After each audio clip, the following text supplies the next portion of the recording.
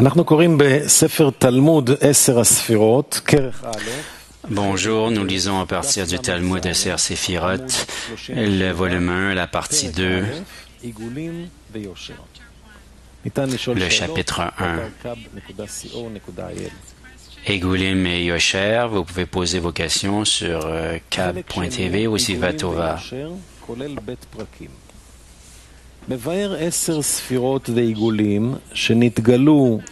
Explique les 10 séphirotes d'Egulim qui sont apparus après le Tzimtzum. Or Sof les entoure et toute l'or des séphirotes d'Egulim leur est donnée par le Kav. Il y a 11 sous-thèmes dans ce chapitre, le chapitre 1. 1. Le Kav est comme un tsinor mince. Un tuyau mince. 2. L'Itpashtut d'Or Sof dans le Halal, l'expansion de la lumière de l'infini dans l'espace. 3. L'Itpashtut est arrivé lentement.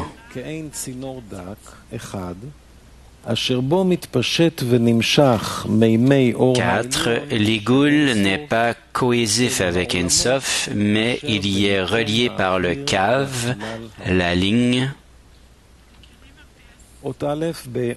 5. Or Sof entoure et influence l'Igoul de loin.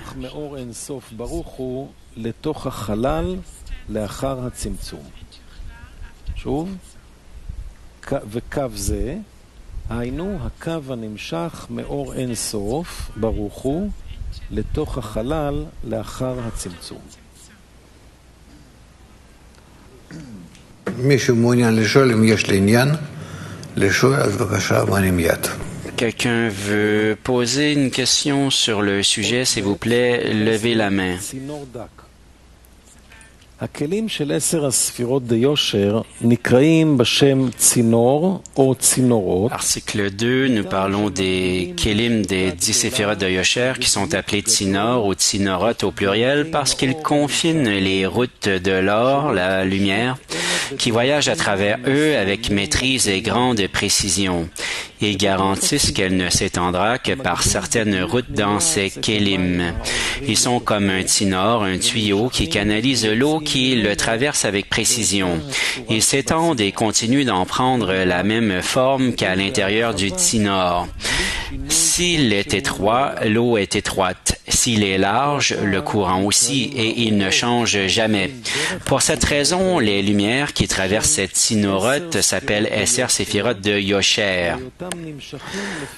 C'est parce qu'elles se développent en Yosher et en Tzedek par les mêmes règles que ces tsinorotes. Cela signifie que plus le cli est pur, plus l'or, la lumière qui le revêt, est importante. Cette règle est immuable en raison de la forte influence des tsinorotes sur eux. Ce pouvoir de maîtrise dans les tsinorotes ci-dessus est là parce que tout désir dans le degré supérieur est une force impérieuse dans le degré inférieur qui est créé par elle. Par conséquent, le Tzimtzum sur Brina Dalet, qui est un choix libre dans les kelim d'Egulim, devient une force obligeante dans les kelim de Yosher créés par eux. Cette force s'appelle Massach. C'est le sens des mots du Zohar. Inversez le Ratson, le désir, et vous trouverez le Tsinor, le tuyau. Cela signifie que lorsque le Tsinor est un Massach, un Tzimtzum maîtrisé, c'est-à-dire quand il retient son désir et de recevoir en Prinadalet par le pouvoir de l'Élyon qui le maîtrise, le supérieur qui le maîtrise, il est l'opposé de la substance du Kli lui-même, à savoir le désir de recevoir. C'est parce qu'il se retient d'utiliser son désir. הרי הוא ההפך מן חומר הכלי עצמו, דהיינו הרצון לקבל. כי מעכב את עצמו מלהפיק את רצונו זה, ועל כן רמזו C'est pourquoi ils insinuaient « Inversez le ratson et vous trouverez le tinor ». Cela signifie que le tinor est opposé au ratson, car il contraint son désir et fait le contraire de ce qu'il veut. C'est pourquoi vous pouvez trouver dans tous les enseignements et les écrits que lorsqu'ils veulent dénommer et souligner le départ de l'or de Bina Dalet, ils l'appellent Tzimtzum. Quand nous voulons souligner le pouvoir du Tzimtzum qui est ajouté par l'or du Kav, qui ne s'est pas étendu à Prina Dalet, nous le définissons comme Massach, qui est une force détentrice qui empêche l'or d'atteindre Prina Dalet. Quand nous discutons du Kli en général, c'est-à-dire le Kli et le Massa ensemble, nous le définissons comme un tinor. En discutant de l'or, du Kli et du Massa ensemble, c'est-à-dire de l'or revêtu de la taille du tinor, il est défini comme un cave. Et quand nous discutons d'un Kli qui n'a pas de Massa, nous l'appelons Igoul.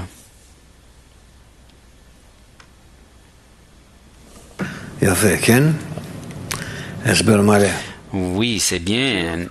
Nous avons eu une explication complète ici, dit Rav. Y a-t-il des questions? Il n'y en a pas. Continuons. Article 3. La précision du grave en ce qui concerne le mot 1 souligne le tikkun, correction, des 3 kavim, les 3 lignes qui ont été réalisées dans Olam Atzilut. Il nous dit qu'en Olam Adam Kadmon, ce tikkun est toujours absent et il n'y a qu'un seul kav. La raison en est que le tikkun de Gimel Kavim s'est produit après, à Olam Atzilut. Ce tikkun Nimshach s'étend de l'association de Midat Arachamim avec Midat Adin. Ici, cependant, nous sommes préoccupés par Olam Adam Kadmon, où cette association n'a pas encore eu lieu. C'est pourquoi il n'y a qu'un seul cave ici. L'entrée de l'or dans le cli de réception de la créature s'appelle Itpashtut. Il a déjà été précisé que le cli de réception dans ce Netzal, cet émané, s'appelle Tinor.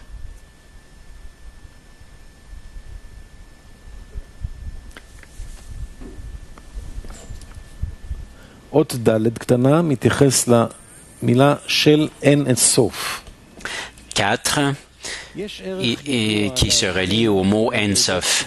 4. Et il y a une valeur spécifique qui fait une distinction entre les degrés de la naissance du Partsouf. Dans cette naissance, les 4 prinotes du désir sont appelés par les noms Or, Mayim, Rakia et sans bénédiction ou sans porte. Cela arrive parce que les lumières changent de place. En raison de ce déplacement, l'or prend la forme de Mayim. Le Rav nous dit que la racine de cet état s'est produite avec l'apparition du Kav.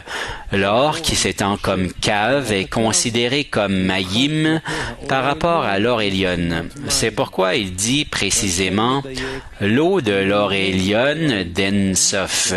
Avec l'expansion de l'or Elyon dans le mince Tinor, la valeur de l'or a donc été considérablement diminuée par rapport à sa valeur dans Ensof et est donc considérée comme Mayim.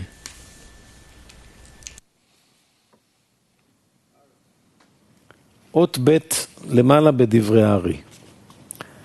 התפשטות אור אינסוף לתוך החלל, ההתפשטות הייתה לאט לאט. Les mots du Hari, article 2 dans les mots du Hari. Itpashtut d'or Ensof dans le halal. L'itpashtut s'est produite lentement. Quand Or Ensof étend l'or comme un cave droit dans le halal ci-dessus, il ne s'est pas élargi et se prolonge tout droit vers le bas en même temps, mais il s'est étendu lentement. Je tiens à dire qu'au début, le cave d'or a commencé à se développer et dès le début de son expansion en tant que cave, il s'est développé et s'étend et est devenu comme un galgal rond sur tous les côtés. Encore une fois, l'Itpashtut d'Or Ein Sof dans le halal, l'Itpashtut s'est produite lentement. 2. Dans les mots du Hari. Quand Or Ein Sof nimchash l'or comme un cave droit dans le halal ci-dessus, il ne s'est pas élargi et se prolonge tout droit vers le bas en même temps, mais il s'est étendu lentement. Je tiens à dire qu'au début, le cave d'or a commencé à se développer et dès le début de son expansion en tant que cave, il s'est développé et s'est étendu et est devenu comme un galgal rond sur tous les côtés. 5. Dans Or Pnimi, lumière intérieure,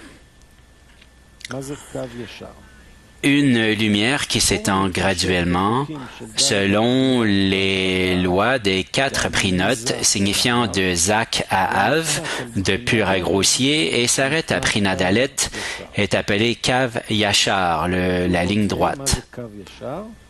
Encore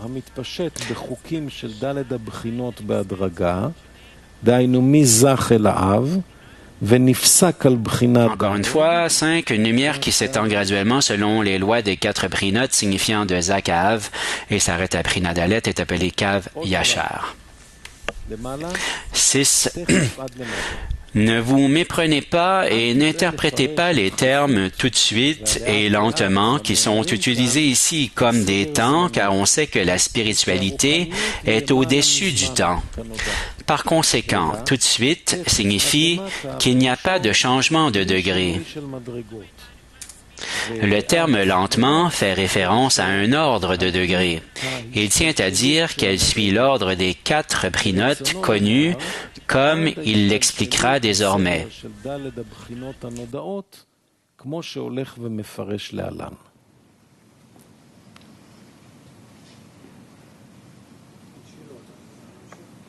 עוד זין, מתייחס בתחילת התפשטותו. פירוש 7, c'est la shoresh de l'expansion qui a été innovée, appelée cave. Parce qu'il s'agit d'un nouveau netzal, il a une nouvelle shoresh spécialement désignée qui brille sur lui dans Prinat Hidush, le discernement du renouveau. Ce Héra s'appelait la séphira de Keter du cave. Dans cette Keter, Or Ein Sof s'étend au cave en passant par les 4 prinotes ci-dessus. Prina Aleph s'appelle Okma, Prina Bet s'appelle Bina, Prina Gimel s'appelle Zerenpin et Prina Dalet s'appelle Malchut.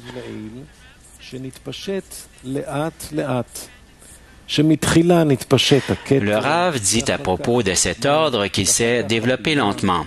Il dit que Keter s'étendit d'abord, Okma ensuite, puis Bina, Zerenpin, etc. 8. Pour la signification du mot Igoul, voir la table des réponses, première partie, article 41, ainsi que la première partie, chapitre 1, article 100, on l'appelle Galgal parce que leur cave revêt l'Igoul.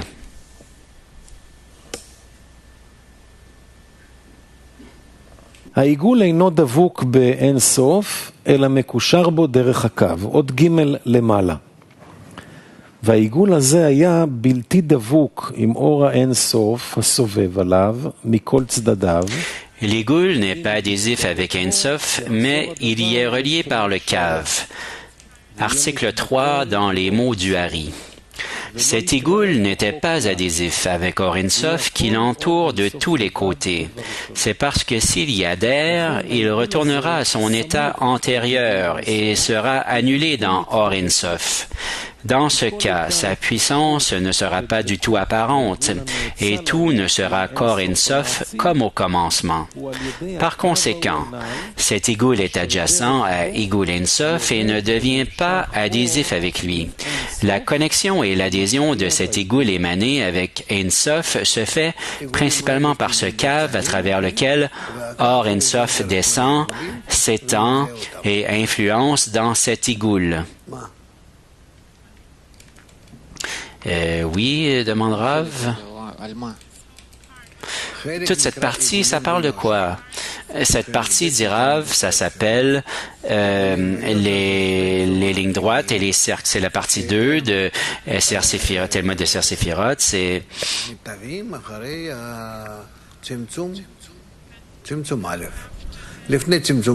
nous parlons après Tzimtzum Aleph et avant nous avons les cercles et après nous avons des récipients droits. Et la différence entre les deux, c'est que la lumière qui s'étend dans le désir, si le désir ne le limite pas, ne le restreint pas, il s'étend en tant que cercle. C'est la nature de la lumière. Elle est illimitée. Elle s'étend de façon uniforme dans tous les degrés. Mais s'il y a des limitations, alors la restriction, c'est ce que nous appelons une ligne, un cave, une restriction, un tuyau. Et par conséquent, nous avons deux genres de récipients illimités et ceux-là sont les cercles et les récipients limités sont appelés yosher. Et nous expliquons ici les deux types de récipients et bientôt nous allons voir comment les deux se connectent les uns avec les autres, comment la ligne, les récipients qui sont limités avec les écrans et les calculs transfèrent la lumière et remplissent les cercles. Alors après Tzimtzum Aleph, ces cercles sont aussi avant la première restriction d'Irav. Il y a ceux qui sont droits, elles viennent après la restriction, mais il doit y avoir une restriction pour qu'ils deviennent droits. Ils doivent être restreints. Le Tzimtzum n'est pas une restriction en soi, mais simplement c'est que c'est interdit de recevoir pour recevoir. Alors, il explique maintenant ce qui arrive, ce n'est pas les partsufim qui sortent. Maintenant, il explique seulement les caractéristiques des récipients d'Irav et les cercles, les lignes et la connexion entre les deux et comment ils sont équivalents et bientôt, il va commencer à expliquer le système, tout le système supérieur complètement et construire par là. Il y a deux types de récipients. Il y a les lignes, 3 lignes, et ensuite il y a les cercles, mais des cercles différents. Vous avez 10 séphirotes des cercles, 10 séphirotes du Yosher, et vous avez toujours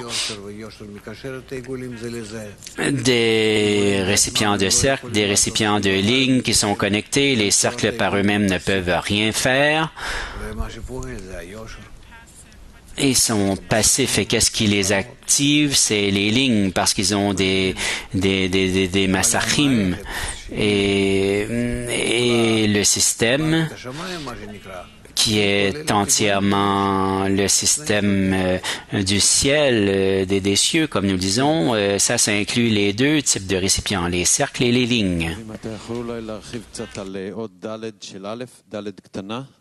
Pourrais-tu élaborer un peu sur l'article 4?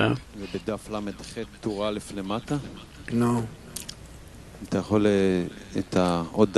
מה השאלה? לא ברור הנושא איך זה עובד. Ce n'est pas clair comment ça fonctionne. Qu'est-ce qu'il veut dire ici? 4. Il y a une valeur spécifique qui fait une distinction entre les degrés de la naissance du partsouf. Et ça s'appelle les 4 brinotes du désir, qui sont appelés par les noms Or, Mayim, Rakia et sans bénédiction. La lumière, les eaux et les sans bénédiction, nous avons 4 noms, mais nous ne savons pas vraiment ce qu'ils sont.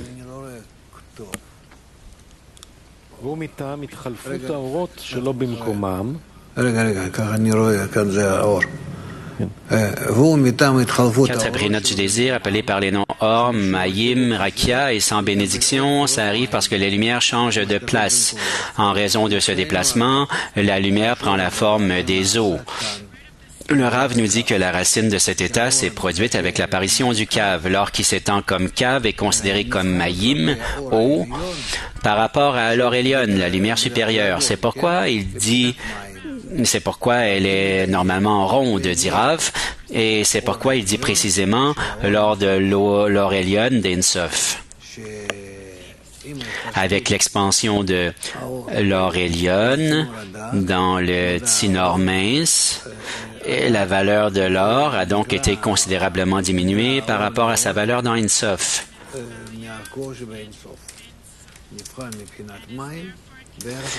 Et est donc considéré comme Mayim. Et alors quoi, dit Rav? Ce n'est pas important de comment ça s'appelle, mais à travers les tuyaux par lesquels passe l'eau, elle atteint des degrés toujours plus petits et elle s'adapte à toutes sortes de cercles. Donc la lumière traverse à travers les tuyaux. Et il n'y a rien ici. Il ne fait que donner des définitions. Et plus tard, il explique comment ils se connectent et agissent et qu'ils opèrent. Mais avant la restriction, il n'y avait que des cercles et après la restriction, maintenant on travaille avec les yosher, les lignes. Alors, est-ce qu'il y a une combinaison ici? Qu'est-ce qui connecte les lignes et les cercles? Les récipients de yosher doivent s'adapter aux récipients des égoulim. Les termes récipients, c'est une nouvelle chose, c'est une lumière et un écran. Alors comment est-ce que maintenant on peut remplir un récipient, un désir? Il y a les désirs, dit Rav, qui n'ont pas d'écran. Et puis, ce sont des cercles et il y a des désirs qui travaillent avec les écrans, les masachim, et ceux-là, nous les appelons les yosher, les lignes. Alors, attends, tout ça, c'est devant toi. Et nous n'avons que commencé à lire qu'une seule page. Et au numéro 2, nous disons qu'il y a deux forces. Une est une restriction et l'autre, c'est une restriction supplémentaire ou l'écran. Alors pourquoi est-ce que c'est qu'une seule force qui se restreint et qui empêche la lumière de pénétrer Dalet? Mais je ne comprends pas ce que tu dis, Dira. Où est-ce que c'est écrit tout ça? C'est l'article 2. בשם צמצום, זה רביעית מלמטה בטור ב'. איזה דף? דף ל"ז, כן. ב' קטנה, טור ב'. זה ל"ז. כן. בכלל, לנו זה מורגים. נו. בשורה רביעית מלמטה, וכשאנו רוצים.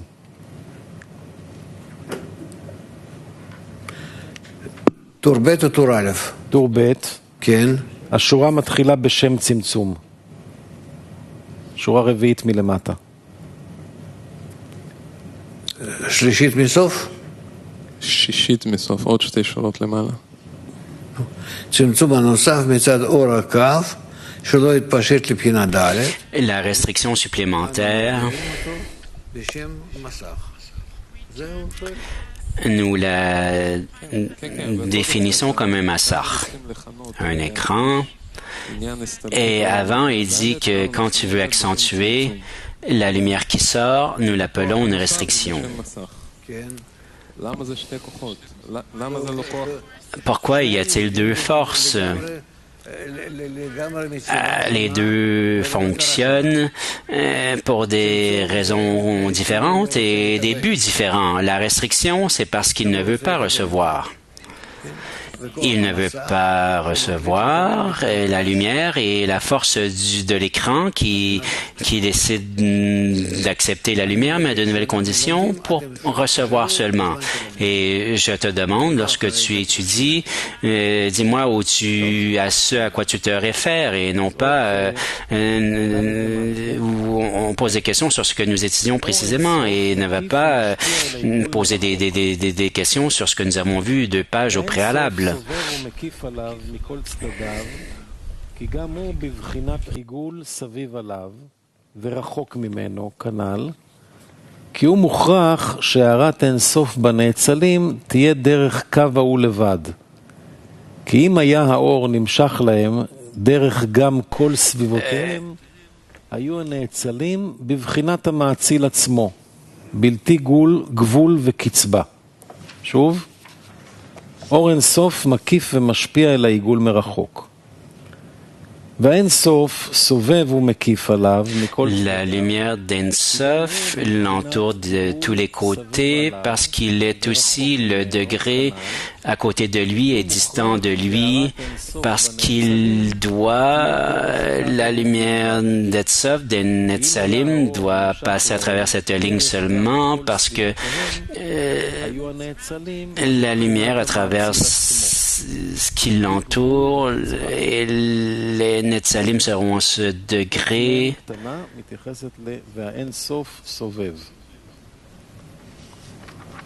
בכל ספירה אנו מבחינים בית מיני אורות שהם נקראים אור פנימי ואור מקיף.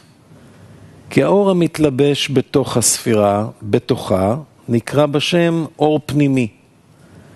והאור שאינו יכול להתלבש בפנימיותה... Je crois que nous en sommes à l'article 3 dans les mots du Hari. Cet égoule n'était pas adhésif avec Or Ein Sof qui l'entoure de tous les côtés. C'est parce que s'il y adhère, il retournera à son état antérieur et sera annulé dans Or Ein Sof.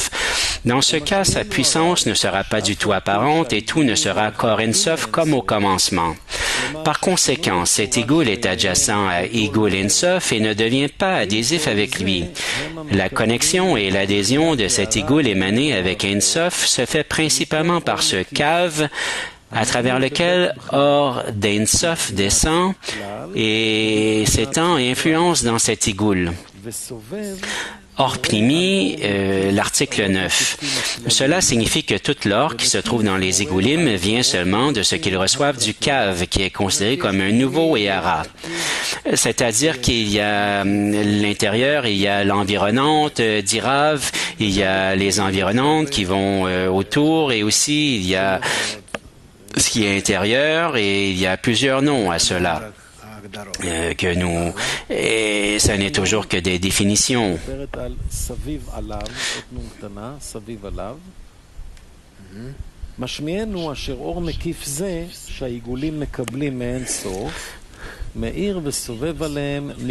Depuis que l'or n'a que 3 brinotes, elle diffère de l'Or Ein Sof qui orbite en forme d'or agol.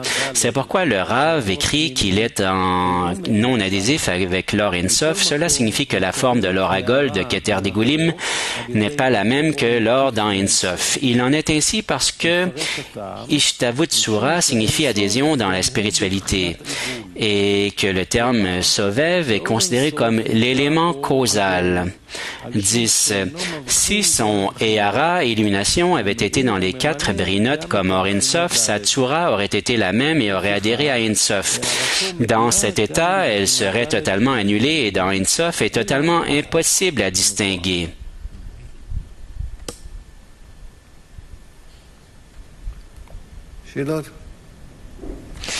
Des questions, demande Rav.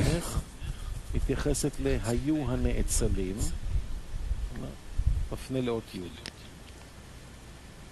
אות עין, גבול וקצבה. הצמצום והמסך שנעשה על בחינת ד' שלא תקבל בתוכה אור.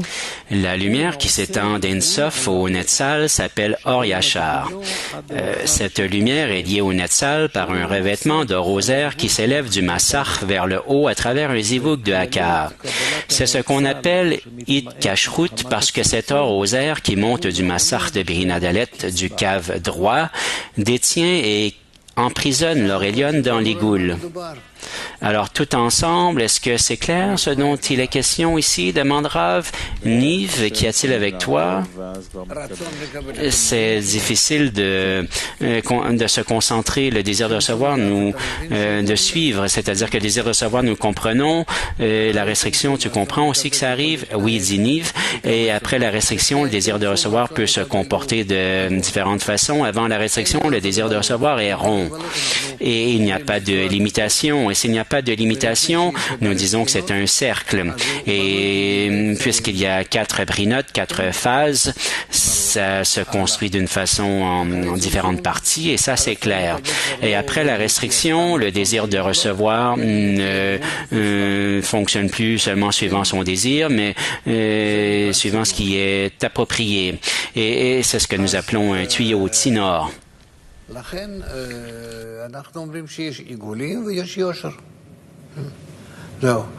Par conséquent, nous disons qu'il y a des cercles et des yosher.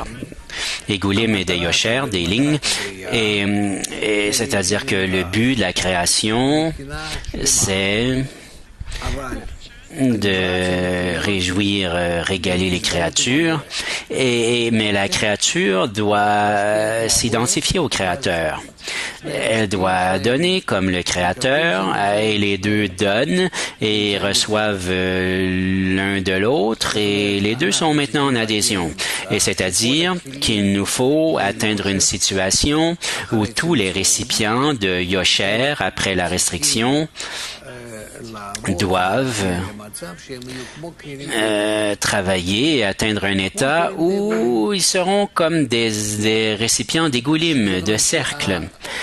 C'est-à-dire que le yosher, le tuyau qui va remplir les cercles, dans une telle mesure qu'ils seront aussi sans frontières, sans limitation. Et ça, c'est l'état idéal qui s'appelle la fin de la correction. Alors, il nous faut atteindre cela. Mais pour l'instant, et nous avons ces tinorotes, pluriel de tuyaux, et de tinor, et nous avons ces cercles vides qu'il nous faut trouver. D'accord, et c'est tout. Est-ce que les cercles sont vides? Les cercles d'Irav ont été vidés, et c'est Malchut après Tzimtzum Aleph, ils ont été vidés. Ils sont devenus un espace vacant. Mais je pensais qu'il disait...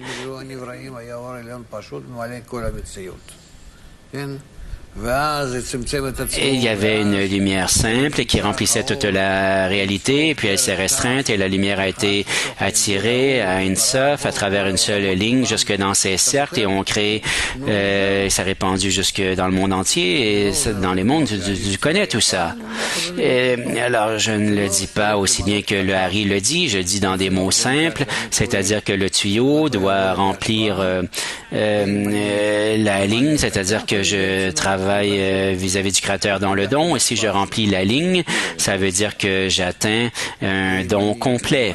Et si je peux remplir les cercles, si tu remplis les cercles, oui, si je remplis les cercles, dit Rav, alors les cercles d'Ein Sof, oui, la fin de la correction, oui.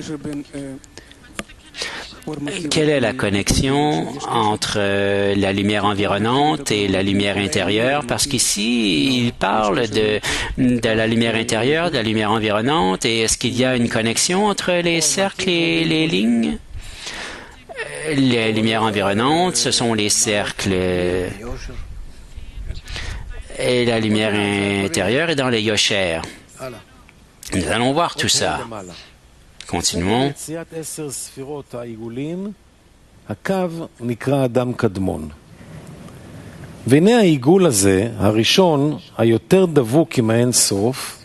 Nous retournons au mot du Hari, je crois bien, à l'article 4. Or, Ein Sof entoure et influence l'Igoul de loin.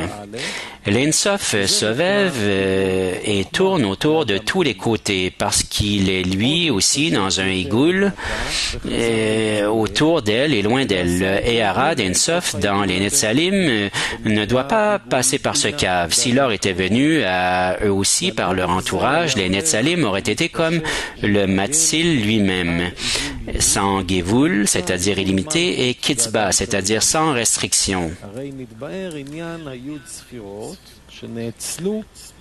Or, Pnimi, nous distinguons deux types de... c'est-à-dire qu'il y a une ligne et pas de... Il y a un autre cercle, une autre ligne, un autre cercle, dit Rav, et c'est ça qu'il dit ici. Ou nous pouvons dire une ligne, un cercle, une ligne dans un autre cercle, une ligne et puis un autre cercle dans un autre cercle.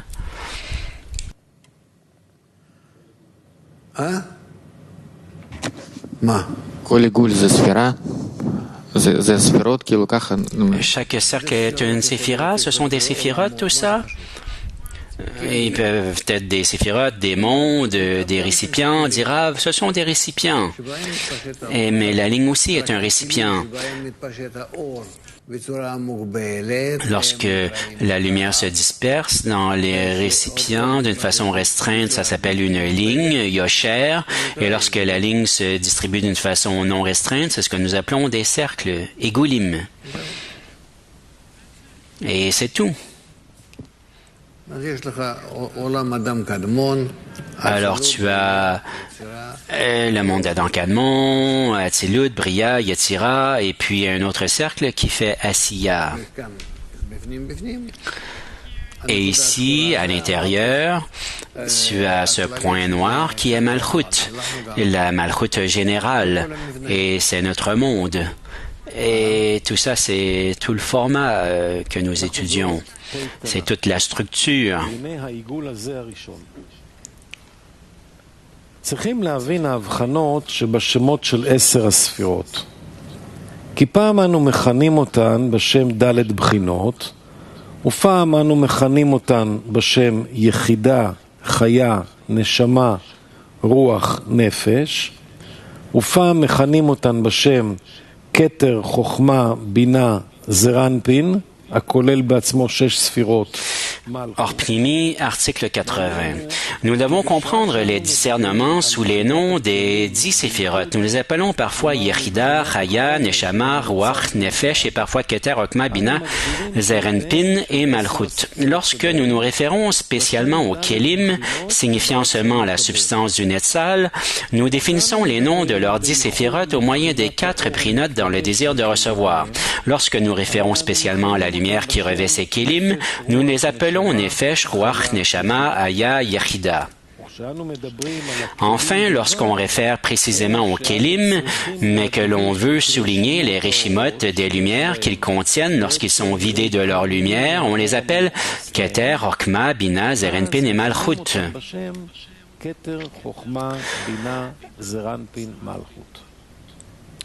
L'origine des 10 Kélim ci-dessus, Keter, Hokma, etc., est de retour dans l'Olam Tzimtzum, avec l'émergence du Kav. C'est arrivé après le départ de l'Or Sof des 10 séphirotes, quand les Kélim restèrent exempts de lumière qui sont appelés 10 Igulim, 10 cercles. On sait que bien que la lumière se soit éloignée d'eux, il restait encore un Reshimo dans chaque igoul de la lumière qu'ils possédaient. En d'autres termes, un tout petit Ehara de toute la lumière précédente était laissé dans chaque Kli. Ce Ehara, illumination, produit un désir ardent pour le Kli qui ne se reposera pas et ne sera pas en paix jusqu'à ce qu'il attire, une fois de plus, toute l'or qu'il avait avant, à la fois en quantité et en qualité.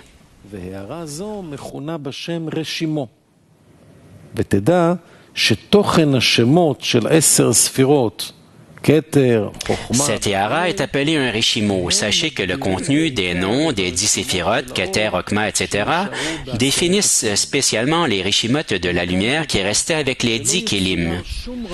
De là, nous apprenons qu'il n'y a pas un seul désir dans les Olamot, ni même un léger éveil de désir, tant chez les Elionim, les supérieurs, que chez les Tactonim, les inférieurs, qui ne soit pas enraciné dans ces 10 séphirotes d'Egoulim. C'est vrai même en ce qui concerne le minéral, le végétal, l'animal et le parlant en ce monde. Cependant, il est clairement impossible pour n'importe quel désir de s'éveiller dans une essence, si un remplissage suffisant pour ce ratson n'est pas apparu avant. Nous avons déjà clarifié en détail dans la première partie de ce livre que le désir de recevoir n'est pas la première raison pour l'or. ou son remplissage comme les gens le pensent. Bien au contraire, la lumière et le remplissage sont la raison du désir.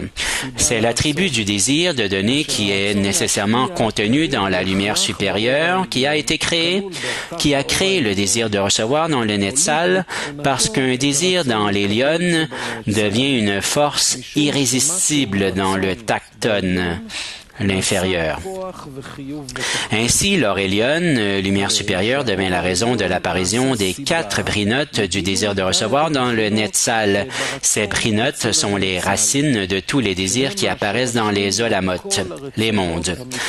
Par conséquent, comment un désir peut-il apparaître sans raison, c'est-à-dire sans cet or Elyon qui l'engendre? Cela revient à dire qu'il y a une création dans le monde sans un père et une mère qui l'ont engendré. Vous devez aussi savoir que toute la réalité et toutes les créations qui sont destinées à entrer dans les Olamot existent déjà en Ein Sof. D'ailleurs, ils y existent dans toute leur gloire et leur perfection, comme il est destiné à apparaître dans les Olamot. Ainsi, vous voyez bien évidemment que tous les désirs qui sont destinés à apparaître sont déjà apparus et ont été révélés dans Ein Sof. Ils y apparaissent dans leur état parfait, complet, et c'est la plénitude et la satisfaction, nommément l'or Elyon, qui a engendré et créé ces désirs. Il s'avère que la satisfaction du désir précède l'apparition du désir qui est lié à cette satisfaction et qui en est la cause. Maintenant, vous pouvez comprendre la question des Rishimot qui sont restés dans les 10 séphirotes d'Igulim après le Tzimtzum et le départ de la perfection et des remplissages dans les 4 prinotes ci-dessus, appelés 10 Igulim. Ces Reshimot signifient que tous les désirs qui les remplissaient quand ils étaient dans Ein Sof et qu'ils ont maintenant perdus sont restés profondément gravés et imprégnés en eux. C'est pour cette raison qu'ils restaient nécessairement en quête de la perfection et de la satisfaction qu'ils avaient. C'est ce que nous appelons les Reshimot. Nous avons dit ci-dessus qu'il ne pouvait y avoir aucun désir quel qu'il soit, à la fois dans les mondes supérieurs et corporels, qui ne soit enraciné dans les 10 séphirotes d'Igulim. Il y a 2 racines qui précèdent l'existence de tous les Olamot après le Tzimtzum.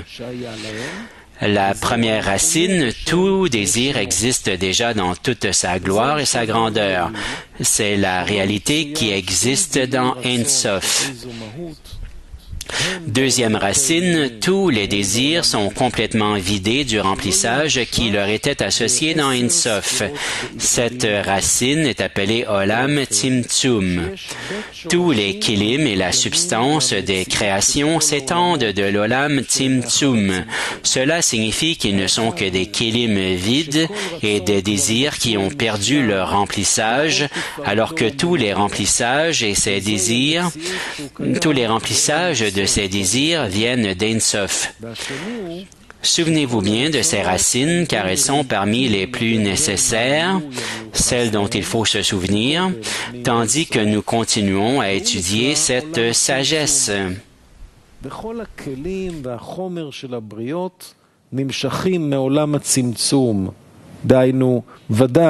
רק כלים ריקניים ורצונות שאיבדו את מילואיהם כנ"ל, וכל המילואים לאותם הרצונות נמשכים מאין סוף ברוך הוא. וזכור היטב בית הידיעות הללו, שהן מהנחוצות ביותר לזוכרן בהמשך העסק בחוכמה הזאת. בסדר? מסביר את זה יפה, פשוט. Des questions, demande Rav? Il l'explique bien et il ne dit rien de plus. Et il dit qu'en ce monde, nous ne pensons pas comme cela. Nous ne pensons vraiment pas comme cela, dit Vlad. Il dit que nous ne pensons pas comme en rond, mais dans l'opposé. Mais pourquoi est-ce que nous pensons que les désirs viennent avant la lumière en ce monde? En ce monde, dit Rav, nous ne pensons pas que tous les désirs descendent d'en haut. et que tous les remplissages descendent d'en haut. Nous ne pensons pas de cette façon. Et dans la sagesse de la Kabbale que nous étudions, nous apprenons que tout vient d'en haut.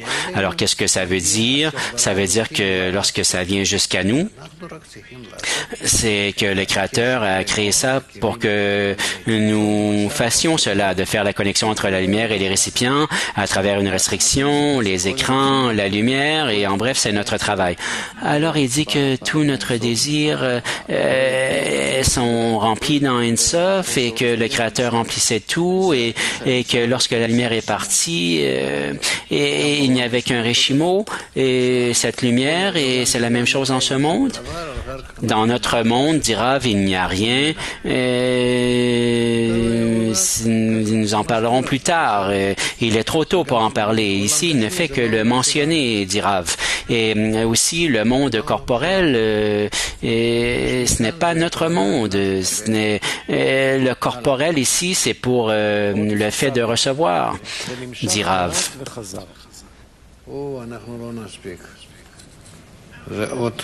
Ah, nous n'aurons pas le temps, dit Rav. C'est très long.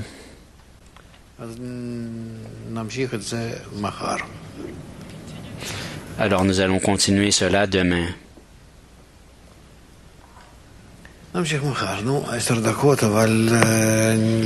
Nous continuerons demain. Nous allons creuser tout ça. Ah, venez un peu, dit Rav. ונמשך מעט וחזר. אל תטעה לפרש שנמשך במקום ושטח חס ושלום. אלא כל דבר ההולך ומתעבה מכונה המהלך הזה בשם המשכה ממעלה למטה. כי הזך נבחן שהוא למעלה והאב נבחן שהוא למטה.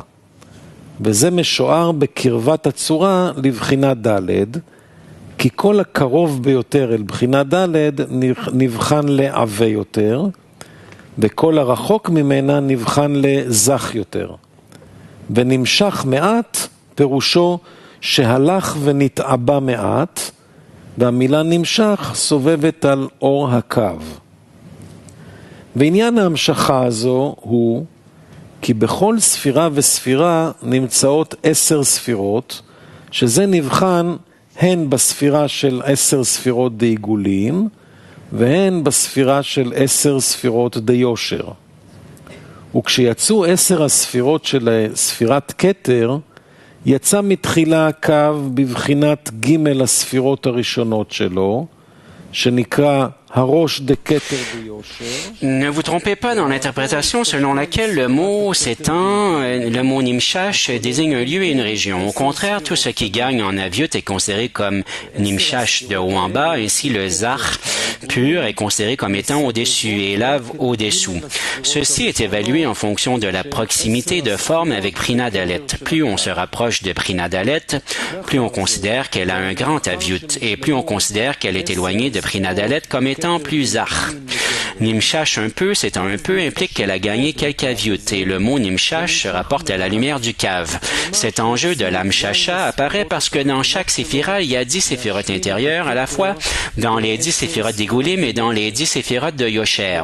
Lorsque les 10 séphirotes de Keter apparurent, pour la première fois, le cave n'apparut qu'avec ses 3 séphirotes supérieures. Celles-ci s'appellent roches de Keter de Yosher, et leur brillance a atteint la séphirote de Keter d'Igoulim, qui comprend également 10 séphirotes. Ces 10 séphirotes de Keter d'Igoulim n'entourent que les 3 premières séphirotes de 10 séphirotes de Keter du cave. Après cela, c'est-à-dire après que les 10 séphirotes d'Igoulim eurent été complètement achevées, le cave nimshash un peu et s'étend un peu plus bas, ce qui signifie qu'il produisit ces 7 séphirotes inférieures afin de compléter la Keter avec 10 séphirotes de Yosher. C'est clair tout ça, demande Rav?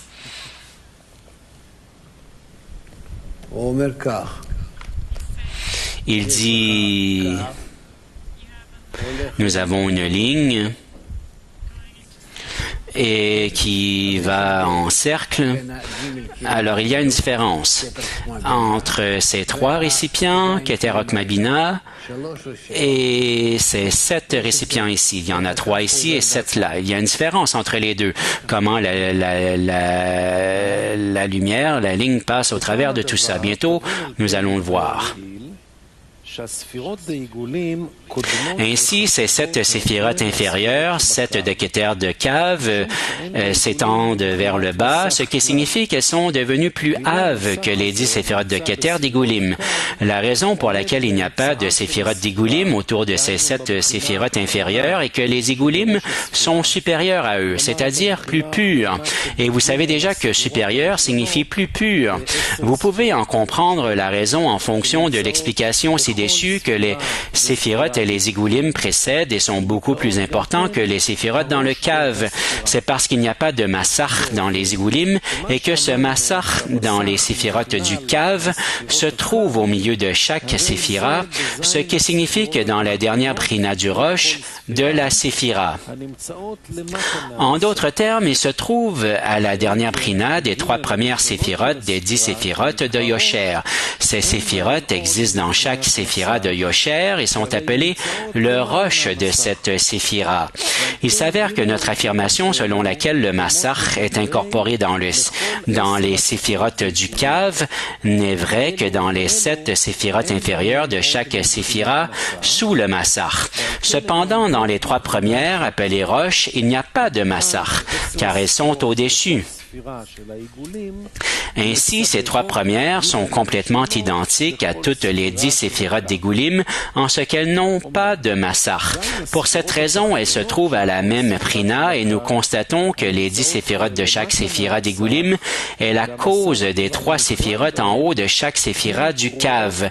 Cependant, les 7 séphirotes inférieures de chaque séphira du cave sont en effet bien pires que les Igoulim, parce que le pire est aussi considéré comme plus bas. Elles sont considérées comme étant inférieures à toutes les 10 séphirotes d'Igoulim. Il n'y a pas une seule prina d'Igoulim qui peut être à la place de ces 7 séphirotes à cause de l'importance des Igoulim. Ainsi, nous avons bien expliqué comment il y a un espace libre.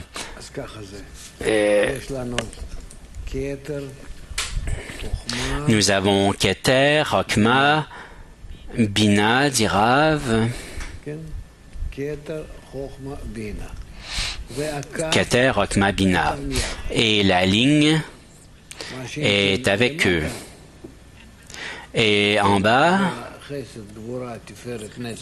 il y a Esed, Gevura, Tiferet, Netzar, Hod, Yesod, Malchut. Il n'y a pas de cercle parce qu'il ne peut y avoir une équivalence entre la ligne et les cercles.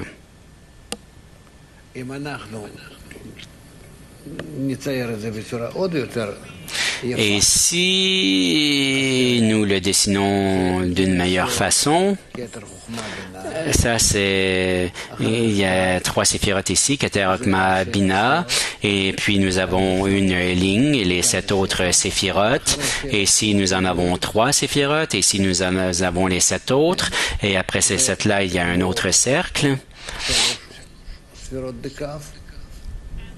Il y a 3 séphirotes de cave et d'autres 7 séphirotes et un autre cercle. Et de cette façon, nous avons une connexion entre les cercles et les lignes, c'est-à-dire que Keter, Hokma, Bina appartiennent à la tête, aux roches, et par conséquent, Keter, Hokma, Bina, ce sont des... Et ensuite, il y a le cave, il y a... les 3 sont les connexions pour la tête, et de Esed jusqu'à Malchut, il n'y a pas de connexion au cercle. Ce ne sont pas les séphirotes de roche. Et il y a une brisure ici entre les cercles, entre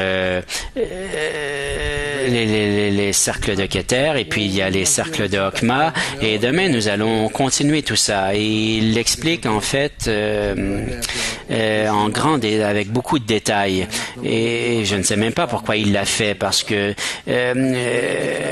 nous n'apprenons jamais rien dans les cercles. Les cercles, sauf à cet endroit pas là, nous n'en parlons pas.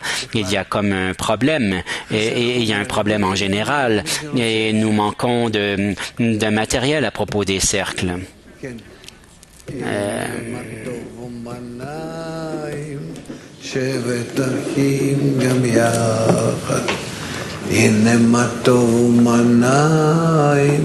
שבט אחים גם יחד, הנה מה טוב, שבט אחים גם יחד, הנה מה טוב, שבט אחים גם יחד, הנה מה טוב ומנעים, שבט אחים גם יחד, הנה מה טוב ומנעים, שבט אחים גם יחד, הנה מה טוב, שבט אחים גם יחד, הנה מה טוב, שבט אחים גם יחד.